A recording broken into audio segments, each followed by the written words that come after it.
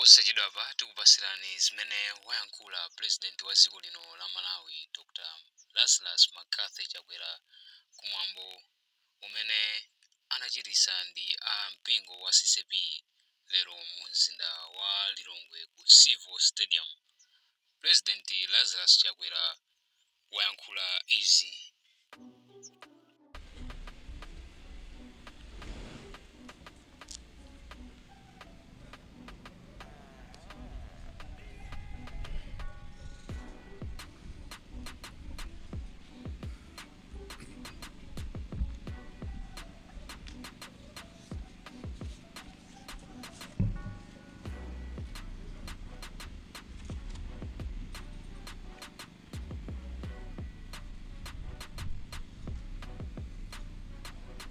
Your Excellency, Madam Monica Chakwera, First Lady of the Republic of Malawi, Your Honor, Dr. Michael Biswick Usi, Vice President of the Republic of Malawi, and Madam Ella Usi, spouse to the Vice President. Your Honor, Comrade Colonel Kembo Mohadi, Vice President of the Republic of Zimbabwe. Your Excellency, Dr. Joyce Banda, former President of the Republic of Malawi, and Your Lordship, Chief Justice Richard Banda, SC, retired. Your Honor, Kumbo Hastings Kachali, former Vice President of the Republic of Malawi. Your Honor, Catherine Kotanihara, MP, Speaker of the Malawi National Assembly. Your Lordship, Justice Rezin Mzikamanda, SC, Chief Justice of the Republic of Malawi, and Mrs. Mzikamanda. The Right Reverend Biswick C.K. Nkoma, Moderator, Ccap General Assembly, and all the moderators of the 5 Ccap synods here present. The Right Reverend Dr. Shaw Patterson, moderator of the General Assembly of the Church of Scotland, and all the international dignitaries here present. All the cabinet and deputy ministers here present. Ms. Colleen Zamba, Secretary to the President and Cabinet, and all the government officials here present. Your Excellency, Dr. Nancy Sangweme, Ambassador of the Republic of Zimbabwe and Dean of the Diplomatic Corps. Honorable Dr. George Chaponda, MP, Leader of Opposition in Parliament. Mama Cecilia Tamanda Gadzamira, former official hostess of the Republic of Malawi. All the general secretaries of the Ccap synods. Reverend Brian Kamwendo, Presidential Advisor on Religious Affairs, the officiating clergy, and all the religious leaders here present. Mr. Goodwin Ngoma, Chairperson of the Ccap General Assembly Centenary Committee, and all members of the Ccap General Assembly Centenary Committee here present. Your Worship, Councillor Esther Sagawa, Mayor of the City of Lilongwe, and all the councillors here present. All the traditional leaders here present, distinguished and invited guests, ladies and gentlemen. Amai Ndiabambo, mpingo wa Ccap, ndi mpingo okondedwa ndi anthu ankhaninkhani kuno ku Malawi, ku Zambia, komanso ku Zimbabwe, ndipo monga tamvera ngakhale ku Mozambique ndi maiko ena. Mpingo huu ndi mpingo omwe chiyambireni zaka 100 zapitazi wakhala ukulimbikira kumtumikira Mulungu makamaka m'madera anayi ofunikira mdziko lino kapena dziko lililonse. Mbali yoyamba ndi aulaliki, kulalikira uthenga wabwino wa Ambuye Yesu motsatira choonadi cha Mulungu. Ponena izi sikuti ndikungonena ngati zakumva, koma zomwe ndaziona ndekha chifukwa ndine umboni. Kwa inu amene simudziwa, paja ine Chikhristu changa ndi ubusa wanga zidayambira mu Ccap.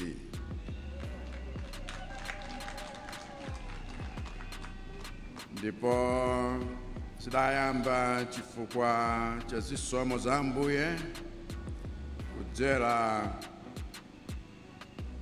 mwa ulaliki omwe mpingo umalalikira kwa anthu kuti apeze chipulumutso ndi chiyembekezo. Iyi ndiyo ntchito yoyamba ya mpingo. Ndipo nakumbali imeneyi mpingo wa Ccap ndi wodzipereka kuti tifike tsiku ngati lero pomwe tikukondwerera kuti mpingo wakwanitsa zaka 100 chifukwa cha kukhulupirika kwa mpingowu pa ntchito ya ulaliki. Olo kuti mulowe m'makachisi ya Ccap ina iliyonseyo mungayipeze mlilongwe muno, ngakhale kukhale kwina kutuluka mtawuni muno. Choyambirira chomwe mungachione mosachedwa mkangolowa mchalichimo ndi gome la ulaliki, chifukwa anthu tikasonkhana pamaso pa Mulungu timafuna timve mawu a Mulungu. Ndiye ine lero mati nkuthokozeni nonse a Ccap pogwira ntchito ya ulaliki mokhulupirika, komanso mati nkulimbikitseni kuti msasiye, chifukwa amboni ndiye tilipo ambiri omwe tapeza chipulumutso nchitsitsimutso kudzera mu ulaliki wanu.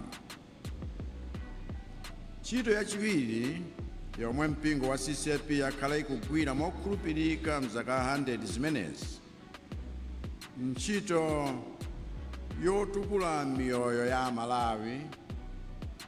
Ndipo umboni umenewo chimodzimodzi ku Zimbabwe, ku Zambia, ku Mozambique, ku South Africa ndi maiko ena,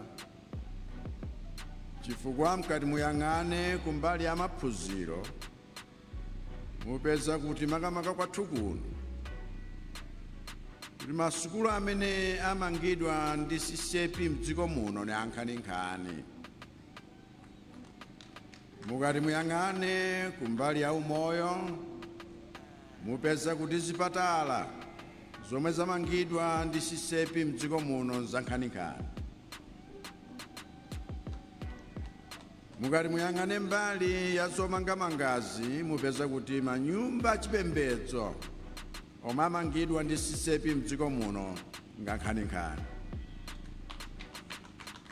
Mukati muyang'ane mbali ya zakudya, minda yomwe yakhazikitsidwa ndi mpingo wa Ccap ncholinga chothandiza Amalawi kuti apeze chakudya, minda yonso njankhaninkhani. Mukati muyang'ane mbali yakapangidwe kachuma, mabizinesi amene akhazikitsidwa mdziko muno ndi mamembala a Ccap, komanso Amalawi amene apeza zintchito mabizinesi amenewa ndi ankhaninkhani. Mwachidule mpingo wa Ccap ndi mpingo wa chitukuko, ndipo lero tikungoyenera kukuthokozani komanso kukulimbikitsani kuti msasiye kugwirana manja ndi Amalawi komanso ndi boma pa ntchito ya chitukuko. Ntchito yachitatu yomwe mwagwira motamandika mzaka 100 zimenezi ndi ntchito yolimbikitsa kayendetsedwe ka boma kabwino. Chiyambire nthawi ya Atsamunda mpaka lero, mpingo uwu wakhala ukupereka uphungu ndi upangiri kwa adindo a mboma kuti aziyendetsa boma mowatumikira Amalawi komanso kuti azipewa kugwiritsa ntchito mphamvu zawo mozunza wanthu. Olo ineyo chilowere mboma mchaka cha 2020 ndakumana ndi atsogoleri wa Ccap kangapo kulandira uphungu pa zinthu zosiyanasiyana zakagwiridwe ka ntchito za mboma, ndipo ndine othokoza chifukwa cha upangiri wa mpingo umeneyo. Ndipo chinthu chimodzi chomwe tiyenera kudziwa nchoti boma silingayende bwino ngati ife Amalawi tili anthu osayanjana. Ndiye ngati pali mpingo omwe wakhala ukulimbikitsa umodzi wa Amalawi mdziko muno ndi cholinga choti boma liziyendetsedwa moluzanitsa Amalawi, ndiye kuti mpingo wa Ccap. Chonde ntchito imeneyo musayisiye. Ntchito yachinayi yomwe mwayigwira bwino zaka 100 zapitazi ni ntchito yolimbikitsa kupemphera. Ndipo mumadziwa kuti mu zonse Mulungu ndiye mthandizi wathu. Ndiye ndikukuthokozani kuti simmatopa ndipo simumatopa potipempherera tonse, komanso kuti simmasiya kutilimbikitsa kuti tizipemphererana wina ndi mnzake. Lero ntsiku la chikondwerero chifukwa ni tsiku lomwe tikukumbukira kuti Mulungu wayankha mapemphero wanu mu njira zosiyanasiyana mu zaka zokwana 100. Musasiye moyo umeneyo wotipempherera, chifukwa ife tikudziwa kuti olo nyimbo ya fuko lathu mpemphero palokha. And so, as you reflect on what you remember 100 years represents,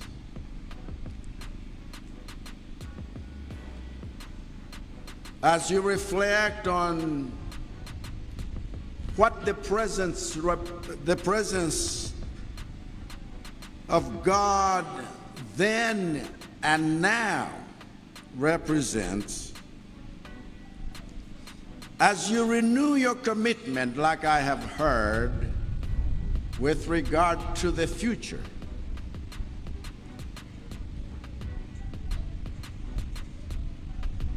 let me maybe conclude by stating, as a former professor of missions, that the gospel did not come to Africa to die in Africa, even though missionaries who came, some of them are buried here, and I saw their graves in Cape Maclear.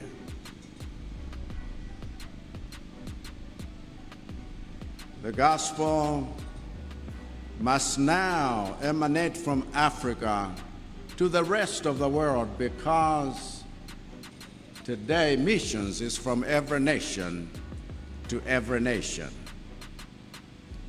And so let me encourage you, even as you continue to look to the future, and if the Lord doesn't come as quickly, may the next 100 years be years of greater blessing. God bless you.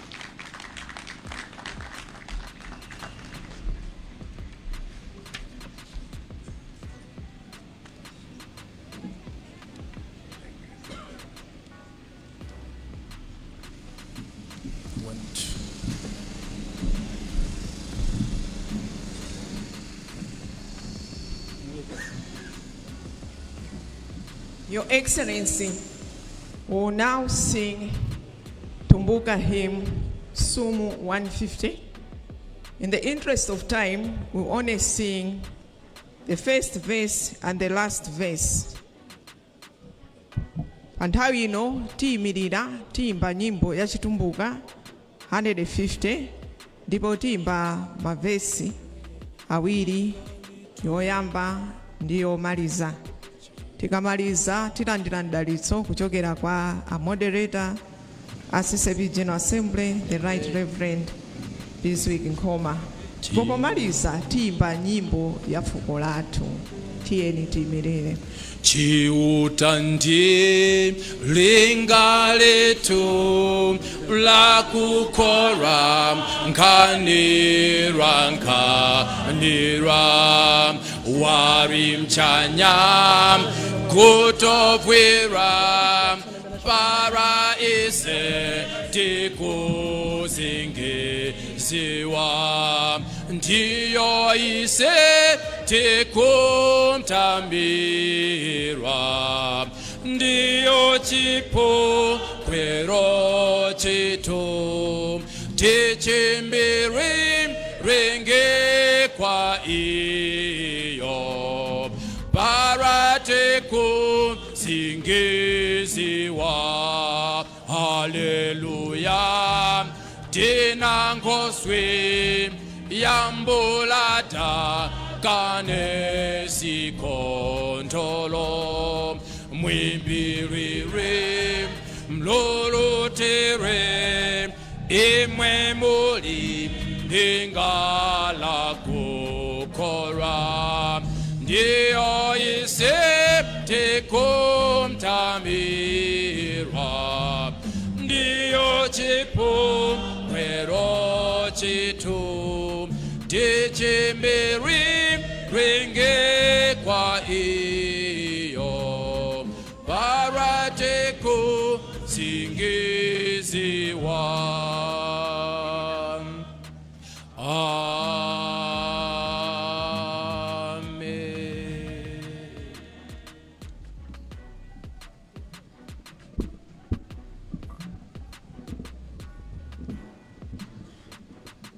And now receive the blessing of God and go home in peace.